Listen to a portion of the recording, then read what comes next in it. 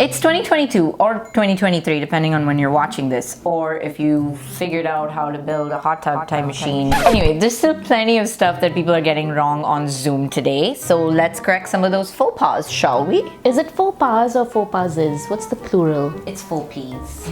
You heard it here.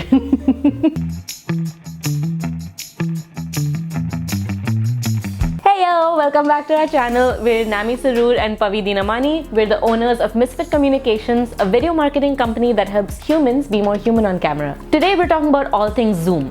Why? Because it's been long enough, y'all. It's pretty clear by now that Zoom and live streams and all that stuff is here to stay. So why not learn to do it right? So we'll give you some really tactical advice to level up. Number 1, background.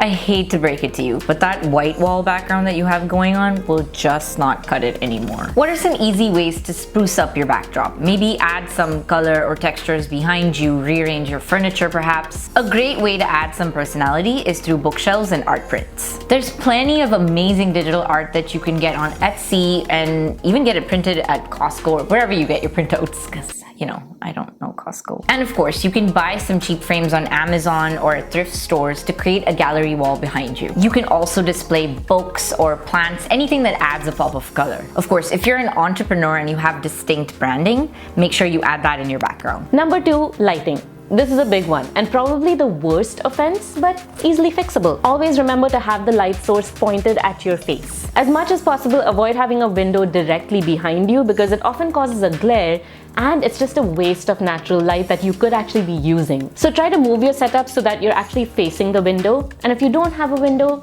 no problem. Get a ring light and place that directly in front of you at your eye line or a little above. Just as long as you remember this rule of thumb, there has to be more light on you versus behind you. Number 3, sound quality. Actually, we lied. There is a worser offense than bad lighting, and that is bad audio quality. I know some things are hard to control, like dogs, kids, construction noise, etc. But if you figured out a quiet space, there are a few things to be mindful of. First of all, echo. Rugs are a great investment. Maybe get a big area rug for sound absorption. And of course, if you have really high ceilings and your room is very echoey, consider sitting close to the ground. Secondly, get a good pair of quality headphones, maybe even wireless ones, or a podcasting mic that plugs into your computer where it's not really visible in the frame. Essentially, not those heavy-duty headphones that have a microphone attached to them. Just does not look good on camera. Number 4, eye contact. Now, in a virtual medium, it's a little tricky because your instinct is to look at the screen because that's where your audience is, or you're just like busy checking out your fine-looking self.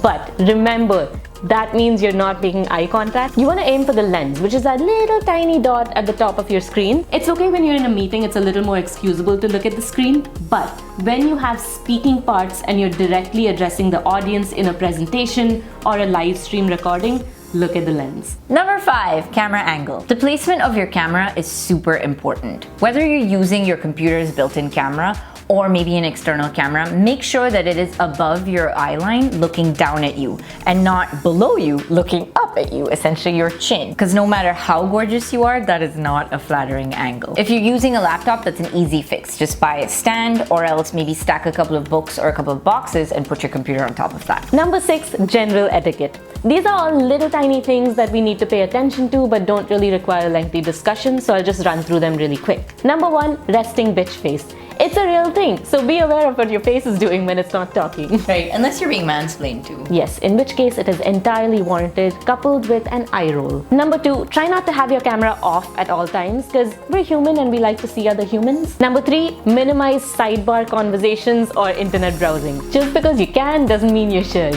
And I'm telling myself this. Number 4, for the love of God, mute yourselves.